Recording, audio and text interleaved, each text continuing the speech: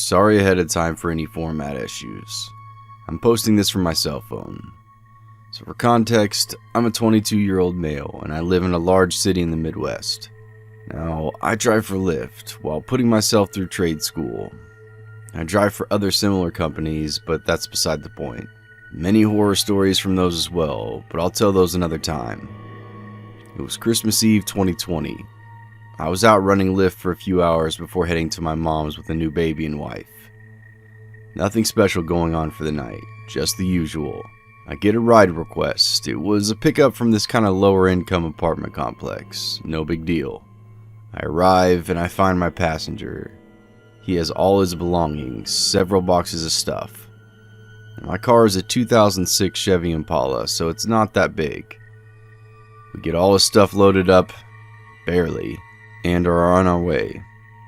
During the ride, he's crying, saying his girlfriend was cheating on him, and he had walked in on them earlier that night. He couldn't stay there because it was her name on the lease. So I was taking him to a hotel. Now in my city, we have a street that is well known for having vices. Hookers, drugs, gangs, weapons, and shady motels, the works. We get to the motel. He asked me to wait for him to check in and get his key.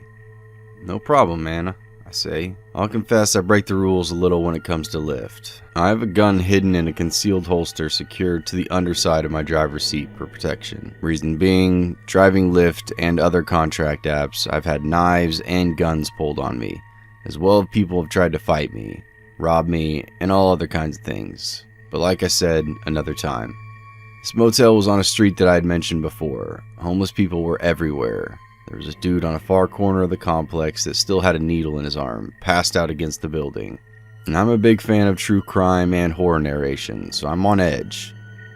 He gets his key and the whole motel is ground level.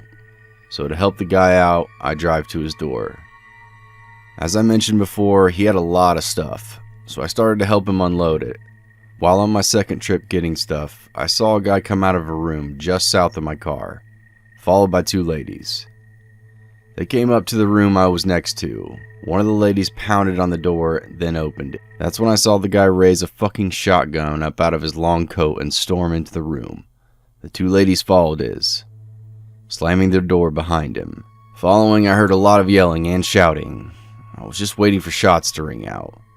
Out of nowhere, my passenger came up behind me. "I can take this, man. Go ahead and take off. Have a Merry Christmas." And he gave me a cash tip. I didn't even notice he took the boxes out of my hand or slid a $5 bill in my pocket. I was frozen. I knew what may have been going down in that room. I had to leave, or at least get to where I could get my gun.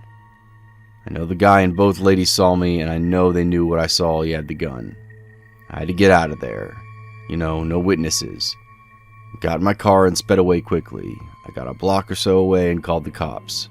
I gave them every detail, and after I got off the phone with the police, I signed out a Lyft. I hadn't made that much money anyway, but I was done. I got a call later that night. The cops investigated. They never found the gunman or the women. They never answered the door I saw them come out of. And the occupants of the room they went to said nothing had happened, and that was full of shit. Well, I know what I saw. So to the gunman with the shotgun, who I'm sure was making a statement to somebody about a debt, let's not meet again.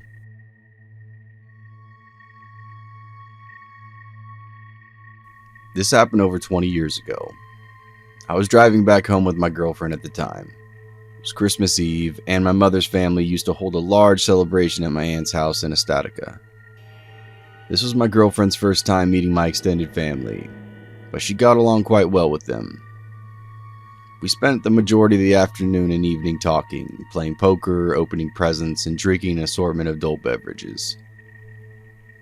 My girlfriend had been quite inebriated by the time to leave, so therefore I'd be driving home. It was around 11 p.m. or so.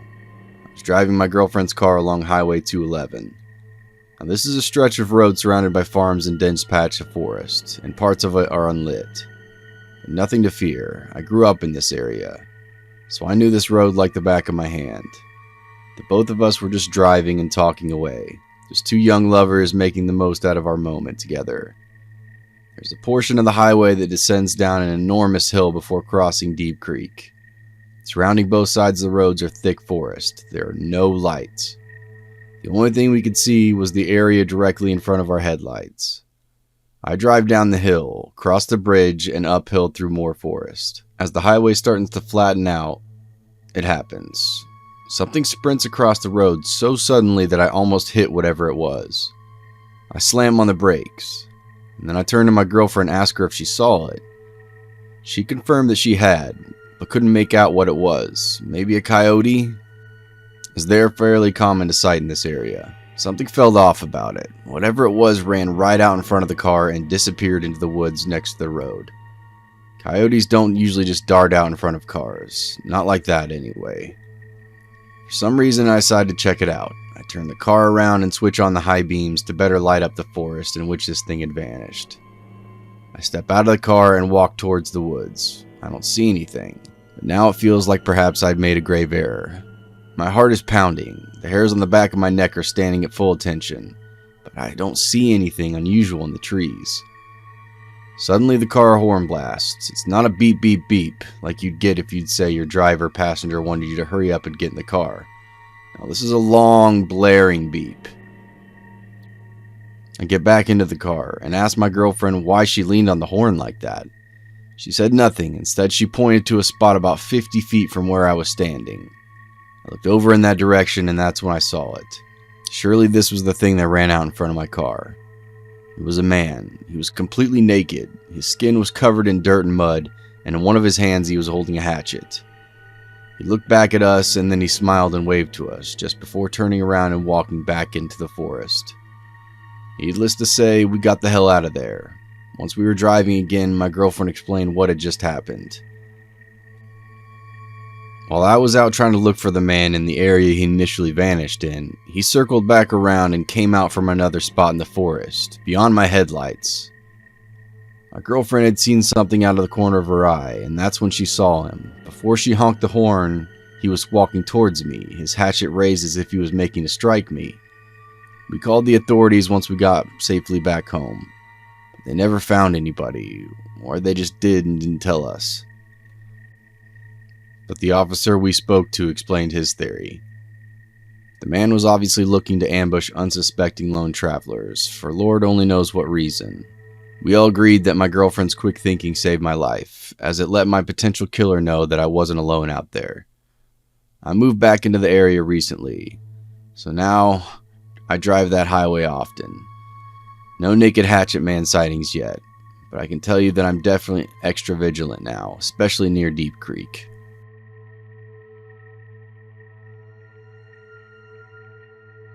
It was evening on Christmas Day, around 2012. I'm 16 to 17, and my mom and I are driving home after spending Christmas Day with our extended family in Greater London. Me and Mom lived alone with our dog Pika. We were just chatting away about Christmas, then the conversation moved to Santa Claus, then we started talking about the other mythical holiday characters, such as the Easter Bunny and the Tooth Fairy. We talked for a while about how when I was young, my mom used to keep my baby teeth in a small jar with a blue fairy on top. And I always remembered this jar from my childhood, but hadn't seen it for many years. I remember that last time I had seen it, it was partly wrapped in black duct tape. And if I had to estimate when this was, I would say several years before, probably around the time we were moving and packing, 2007 to 2005. We spoke for a while about baby teeth, and this jar.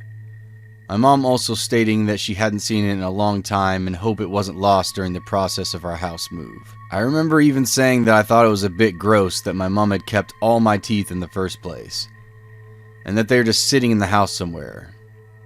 Anyway, this conversation went on for a while, and then we moved on to talking about something else. We arrived home shortly after, walked in the front door, and greeted my dog as usual.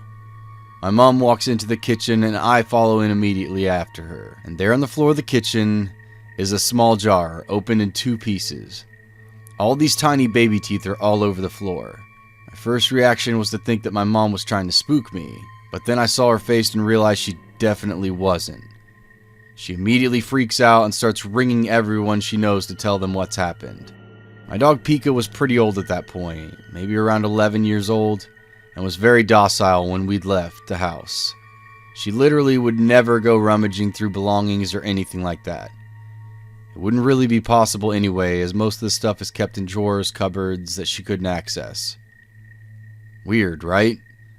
Still don't have an explanation for it. My mom has a fair few unexplainable weird stories about things that have happened to her before I was born, and although I knew she was never lying to me, I was always a little bit skeptical about the circumstances and thought maybe she'd missed something, which could logically explain her experiences. Then when this happened, I thought, oh shit, maybe she is right, because I literally cannot explain this.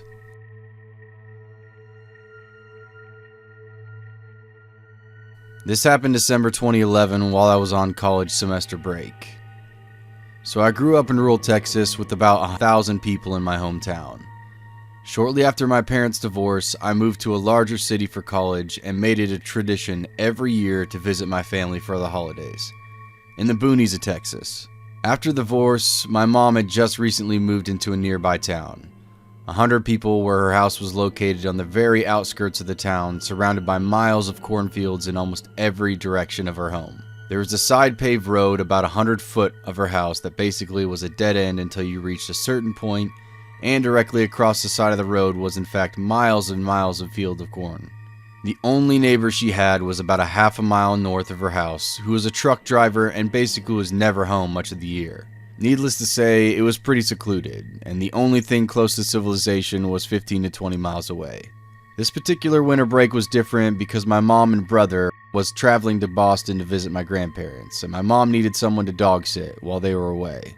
So after a few days of having the house all to myself in the middle of nowhere, I'm particularly bored, so I decided to put on the harness of my dog and take a walk around the area in no particular direction. We finally end up following the dead-end road and turn back as it starts to get darker and the wind starts picking up, because a cold front was coming through. By this time, I am slightly more frustrated with myself because I could start to smell the rain, and my dog can be particularly stubborn because he likes to walk me instead of the other way around. Anyway, as we start walking back, it starts to get a bit colder and colder, and now it's drizzling. I start to walk a bit faster. We're almost jogging back to the house now, and all of a sudden my dog stops abruptly. I initially think it's just him being stubborn, but he starts leading me in the direction of the cornfields. I'm thinking this is just one of those cases where he locks onto a scent and cannot let it go until he directly goes up to it, or I have to pick it up and lead him back on the track. Well, I basically don't allow him to go very far, and we're directly in front of the fields when all of a sudden he starts barking similar to how he barks when he sees another person. It's not very friendly to other people. I finally pick him up and we run back home. Both pretty damp and cold by now. I dry up and take a bath. It's evening time now. After making something to eat and my dog and I start winding down for the night, we watch a bit of TV in the living room, and by 10 p.m. we call it a night. It's still very much windy outside at this time, and though it never did storm, just rained a bit. We go into the bedroom, and my dog burrows underneath the blankets as I pass out shortly after. Several hours later, I wake up to my dog growling on my bed in the direction of the window. I hear rustling outside, and I think it's likely other animals, but I'm still kind of drowsy, so I get out of bed, pick up my dog, and corral him to the living room couch, where I turn on the TV to drown out all the rustling noises. My dog burrows underneath the blankets again, and I'm just about to fall asleep when I hear a thud outside. Like, what the fuck was that? And of course, my dog is wide awake again, barking and growling underneath the blankets. Anyway, I'm pretty much wide awake now, and I started to get kind of annoyed with my dog, so I basically turn up the TV to hopefully drown out the rustling noises once again. I swear to God, 25 minutes later at 1:30 a.m., I hear a knock on the back door. All hell broke loose with my dog and literally is about to jump off the couch and dash to the door. I caught him last minute and started to hold him in place while we both start freaking the fuck out. What the fuck, please no, please just let this be my imagination. Anyway, I really don't remember what I did at the very moment, but somehow my dog started to calm down again. I'm pretty sure I blacked out because there's a literal period of time where I don't remember anything. Shortly thereafter, I don't hear anything more of the rustling leaves coming from outside. My dog is now silent and ready to burrow again underneath the blankets. Cue the doze off to slumberland, only to wake up 30 minutes later to another knock on the front door. I literally feel my heart pumping so damn fast that I grab the landline because there's no cell service here and dial 911. My dog is now at the door barking ferociously. I reach the town's adjacent 911 emergency service and frantically state what is all happening while my dog is freaking out. The police said from the adjacent town that they were on their way, but it was going to take a while to get to my house. I stay online with the dispatcher and things start to calm down again, and I basically state I'm pretty sure I got it from there until the police arrive. I hang up and very carefully look out the side window, only to see a man standing directly in front of the door. No movement from him at all, just a blank stare at the door. I grab the mace and my dog and state very loudly that the police are on their way. No reply back.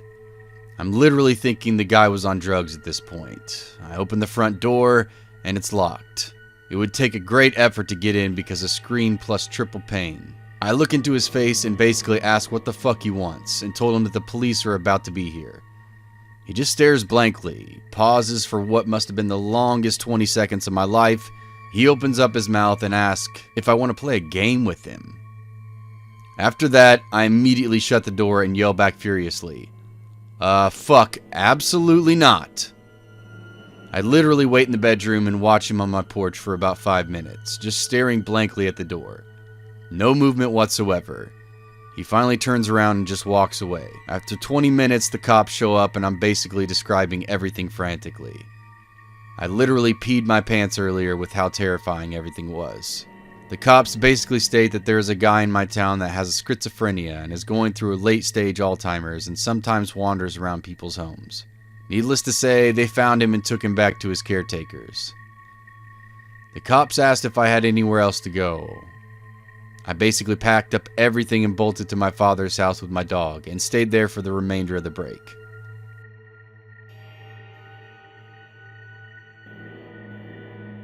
This happened in 2019, and I was in my second year of college and living in a townhome about 10-minute walk from campus. I lived with 2 other girls at the time, but they were all back at their parents' house for the holidays. I work in healthcare, and I was working Christmas this year. A little bit of a backstory. There used to be 4 of us living there, but one girl had moved out due to issues with her boyfriend. He was a jackass who abused our kindness on allowing him to stay there. We told her she needed to kick him out after an incident with him one night when he got physical with her and verbally abusive with the rest of us. She wouldn't listen, and we told her we would have to talk to the landlord then. Long story short, she ended up moving out and left on bad terms with us. At this point, it was affecting everyone, and we didn't feel safe with him in there, so she moved out. It was Christmas Eve, and I worked the next day, so I was getting ready for bed. Locked the doors, turned off the lights, and went downstairs to where my bedroom was. I was scrolling on TikTok for about an hour when I heard what sounded like the chairs being moved in the kitchen. I thought maybe I was hearing the neighbors next door, as we share the same walls and sometimes they can be loud. But I remembered one of them texting me asking me to bring in a package they were expecting while they were gone at home. The noise was short-lived and I just brushed it off. Next thing I know, my bedroom door is being opened slowly. In this moment, I get a flashback and remember my 2nd grade teacher telling us about the time someone broke into her house. And she acted as if she was asleep, so they were just there to rob her and she wouldn't feel the need to hurt her if she saw them. But my freaking phone screen is lighting up my scared jaw-dropped face, so I can't act like I'm asleep. So I was just laying there in my bed shitting myself while this guy has 1 foot in my bedroom with the door cracked open. It felt like an eternity, but in reality was probably more like 10 seconds of us just looking at one another. He slowly takes his foot out and closes my door. I just sit there in complete utter shock. I knew I had to call the police, but my anxious ass knew if I called it would alert my parents' phones that I had called. Me being dumb as hell like I was, didn't want to make them worry. I was also scared he still might be somewhere in the house, and I didn't know what he would do if he heard me call. So I text the guy I was seeing at the time and tell him, some random guy just broke into my house and came into my room. He snapped me out of it and told me to call the police, so I did. The dispatcher asked me if I felt comfortable to go unlock the front door for them so they didn't have to break it down. I told her no way, I don't care if the door is broken, I'm not going down there alone.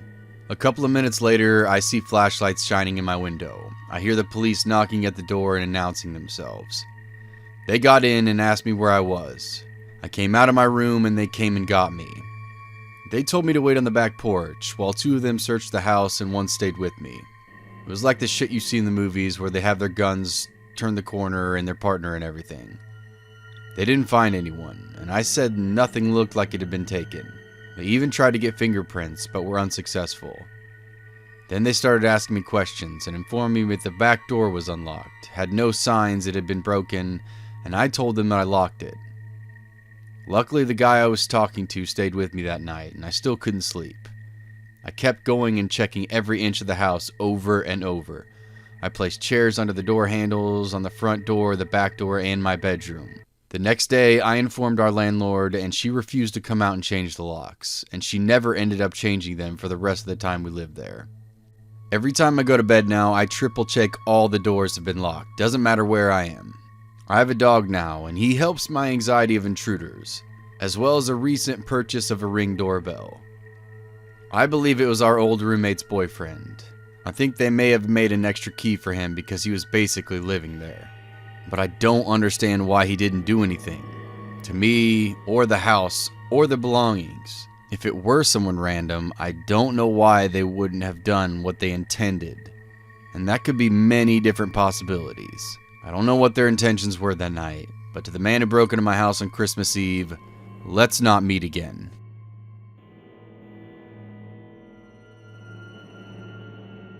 Okay, so I've known for a while, and I wanted to submit this story, but I felt odd about it since I'm still friends with some of the guy's family, and it would feel like a total shitbag if it was seen. However, I've been home with the kids reading today, and getting pissed that I read all your stories and was fresh out of creepy material. So, be part of the solution, I guess. Here we go.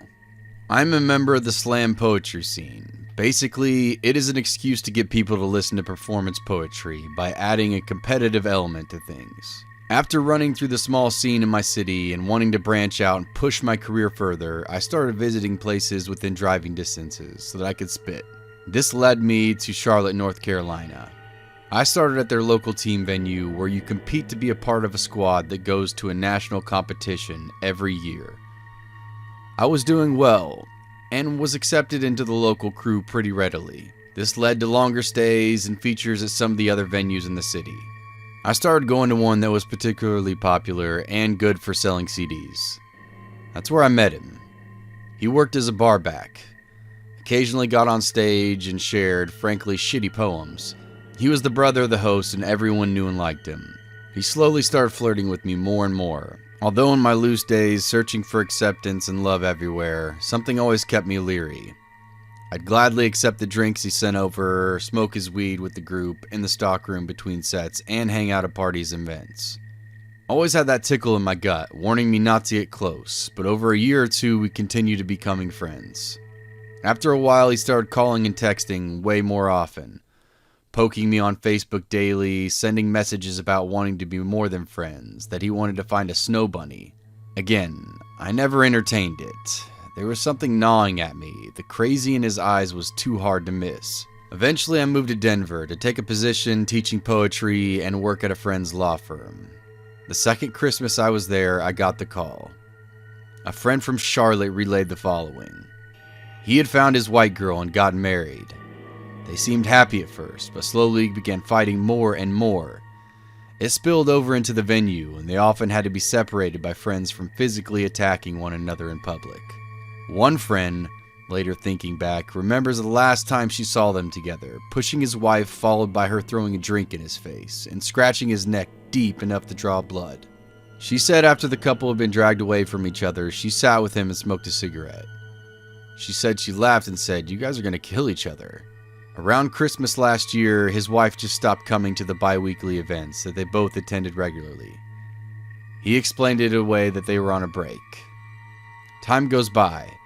No one really questions that they hadn't seen or heard from her in a while, thinking she was just breaking from the whole scene in order to put distance between herself and her husband. Her parents, however, hadn't heard from their daughter since Thanksgiving dinner. They would call him and he would say everything was fine and blow them off. This continues until a week after Christmas. Knowing their daughter would never miss a holiday without at least a call, they call the police and send them to the couple's home for a welfare check. The cops arrive, knock on the door, and are let in. They ask him where she is. His reply is that she's in the bedroom. He shows them to the room, and there she lays, dead for weeks, rotting in their bed. Oh, and he killed her little dog too.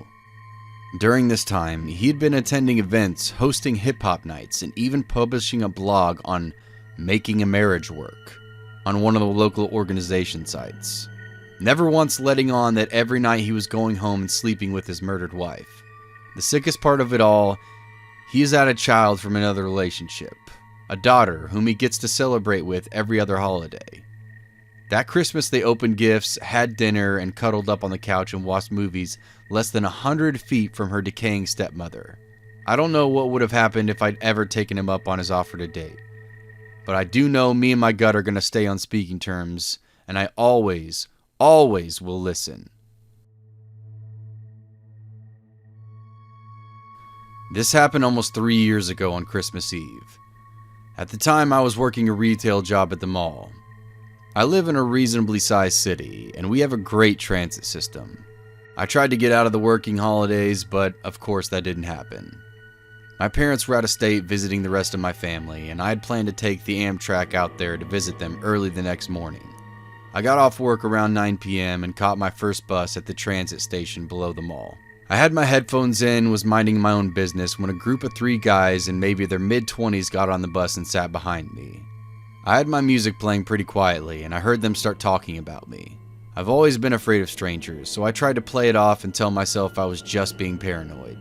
But I knew better. My first transfer was coming up, and I waited until the very last second to request my stop. The bus started slowing down as I stood up, and I heard 3 of them do the same.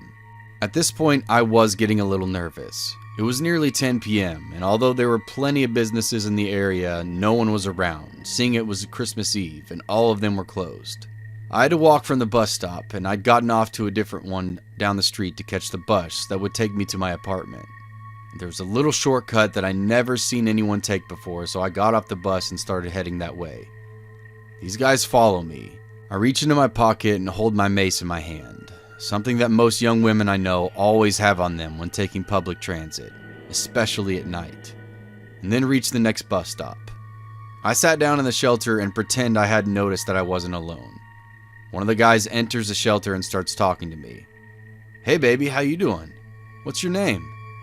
Why are you all by yourself so late at night?" I ignored him, stood up, and walked about 20 feet away from the bus stop. This is where shit got real weird. One of the other guys started walking towards me, and I moved close to the street to let him pass me. He kept walking for maybe another 10 feet, then stopped and turned around. The other 2 were still standing next to the shelter. As I'm looking at them, they start walking towards me really fast. I turn around and the third guy who had passed me was doing the same. I panicked and ran across the street as fast as I could, and saw that there was a fast food restaurant still open down the road. I looked behind me and saw that these guys were in fact chasing me. I booked it to the fast food joint and ran inside. I told the guy at the counter what had just happened. He was a terrifying looking dude, maybe 6'4" in his early 30s and covered in muscle. The guys had waited outside for a moment, but I'm pretty sure they bolted when they saw him talking to me. The employee took off out of the door in search of them, but couldn't find them. I waited there for almost an hour to make sure they wouldn't come back. I was too afraid to wait for the next bus, so I ended up spending my train money for the next morning on a cab to get home and spend Christmas in bed watching TV. So to the assholes who followed me off the bus and ruined my Christmas in 2011, let's never meet again.